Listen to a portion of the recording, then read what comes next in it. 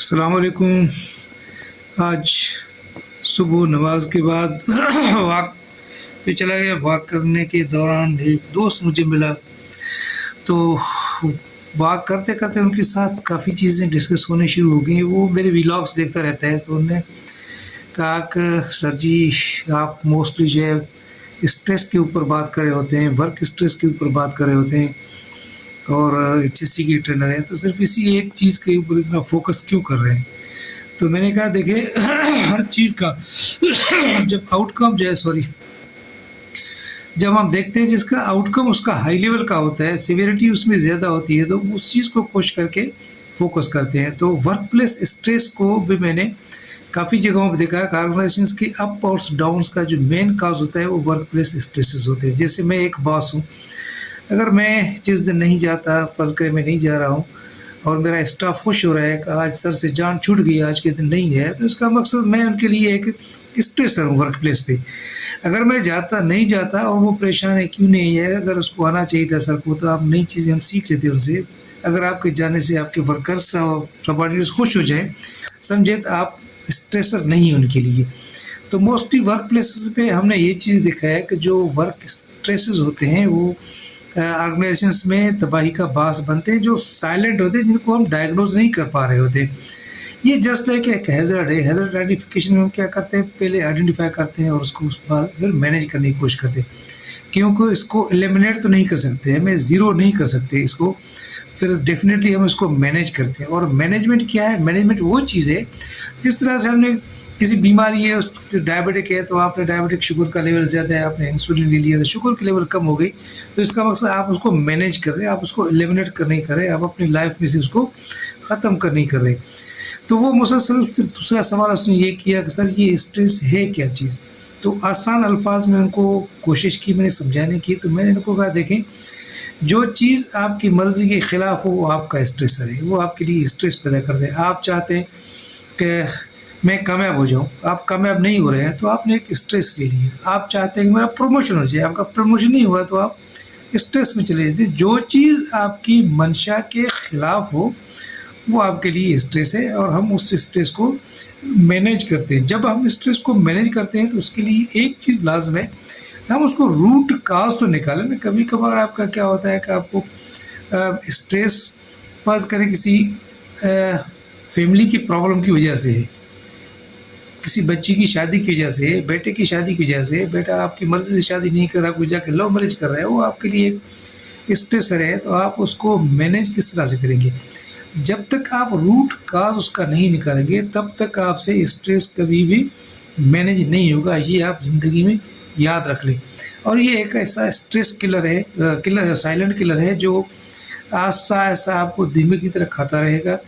आप वक्त से पहले बूढ़े हो जाएंगे, आप अपना कॉन्सनट्रेट काम पे नहीं दे पाएंगे, चलते चलते आप अपना रास्ता बदल देंगे। मैंने काफ़ी ऐसे चीज़ें लोग देखे हैं कि जब वो किसी ऑफिस में मैंने देखा कि वो दाखिल हुए, तो वो वॉकवे जो बना हुआ उस पर चलते चलते वो उन्हें वॉकवे छोड़ के गाड़ियों के रूट पे आ गए जहाँ पे गाड़ियाँ चल रही होती हैं। तो अचानक पीछे से गाड़ी वाले आने वाले ने कहा ओ भाई आप क्या कर रहे हैं, देख रहे हैं। तो उल्टा इसने बंदा जो है उसी के साथ लड़ना शुरू करता है और उसी को कहता है कि आप गलत है। बिल्कुल इसी तरह से रॉन्ग साइड से जो बंदा अचानक निकलता है और रोड पे आ जाता है, तो जब आप बच जाते हैं उसके साथ एक्सीडेंट करने से, जब उनसे पूछते हैं तो क्या करते हैं, तो वो फिर उल्टा आपको बुरा भला कहता है कि आप किस तरह से गाड़ी चला देख रहे हैं। तो these are the symptoms of the stress. Stress को मैनेज करते हैं, हम एलिमिनेट नहीं करते। अब तरीक़ेकार ये होता है कि हैज़र्ड आइडेंटिफिकेशन में हम क्या करते हैं, पहले आइडेंटिफाई द हैज़र्ड, उसके बाद उसको मैनेज करने के लिए उसके लिए कंट्रोल लगाते हैं। किस तरह का कंट्रोल होना चाहिए, जो उसको हम एक्सेप्टेबल लेवल तक लेकर आएँ ताकि मुआशरे में उसको लोग एक्सेप्ट करें। अगर उसी स्ट्रेस को डायग्नोज आप नहीं करेंगे, उस स्ट्रेस को रूट काज आप एनालाइज नहीं करेंगे, आप उसकी थेरेपी किसी और तरीके से करते रहेंगे, तो वो फिर और स्ट्रेसेस मल्टीप्लाई करता रहेगा। बिल्कुल इस तरह से जिसी तरह से वैक्यूम के अंदर गैसेस मालिक्यूल्स जो है उनकी दीवार से टकरा के मल्टीप्लाई होते रहेंगे। एट द रिज़ल्ट वो क्या करेंगे, एक बम्बार्डमेंट की शक्ल अख्तियार कर देंगे। जिस तरह से हमने देखा कि सर्दियों में गैस का चूल्हा अगर चूल्हा छोड़ देते हैं खुला रात को, और अगर आपका एयर टाइट है, तो वो गैस के मालिक्यूल्स आपके उसके अंदर जो है मल्टीप्लाई होते रहेंगे। फिर आखिरकार एक ऐसा स्पेस बना लेंगे तो जहाँ से वो निकलने की कोशिश करेंगे, और जब निकलेंगे तो एक ब्लास्ट करके निकलेंगे, या उनको कैटालिस्टिक मिल गया, लाइट मिल गई तो वो ब्लास्ट करते हैं। इसी तरह से जब आप स्ट्रेस को डायग्नोज प्रॉपर नहीं करेंगे और उसकी थेरापी गलत तरीके से करते रहेंगे, मैंने इसको समझाया, गलत तरीके से हम करते रहेंगे तो रिजल्ट क्या होगा, वो मल्टीप्लाई होना शुरू होगा, मल्टीप्लाई होना शुरू होगा, आखिर वो एक थ्रेशोल्ड लिमिट के पास पर पहुंचने के बाद वो ब्लास्ट करेगा। ब्लास्ट करने का मकसद वो बंदा एग्जॉस्ट हो जाएगा और वो फिर उल्टे सीधे काम करना शुरू कर देगा, वो गुनाह करेगा, लड़ेगा किसी के साथ, किसी का कत्ल कर देगा, किसी का सर फोड़ देगा, बाहर कुछ नहीं करेगा। अगर उसके ऑफिस में इतना स्ट्रेस होगा, बुली बॉसेस होंगे सॉरी, तो वो घर पे आके बच्चों के ऊपर अपने स्ट्रेस का असर निकालेगा, बेगम के ऊपर निकालेगा और घर में वो चीज़ें तोड़ देगा। तो ये इसके आउटकम्स होते हैं, ये कॉन्सिक्वेंसेस होते हैं स्ट्रेस के। तो कहने का मकसद ये है कि स्ट्रेस तो आसान सी चीज़ है, जो आपके मंशा के खिलाफ काम हो रहा है वो इसको हम स्ट्रेस ही कहते हैं। आपकी मर्जी के खिलाफ जो चीज़ काम करे वो आपके लिए स्ट्रेस पैदा करेगा, वो आपका स्ट्रेस है। तो स्ट्रेस को मैनेज करने के लिए मुख्तलिफ थेरापीज होते हैं सारी सुबह का टाइम है, थोड़ी सर्दी ज़्यादा थी रास्ते में, तो उस स्ट्रेस को कम करने के लिए आप वो उसको मैनेज करें, पहले रूट काज निकालें, उसके बाद उसको मैनेज करें।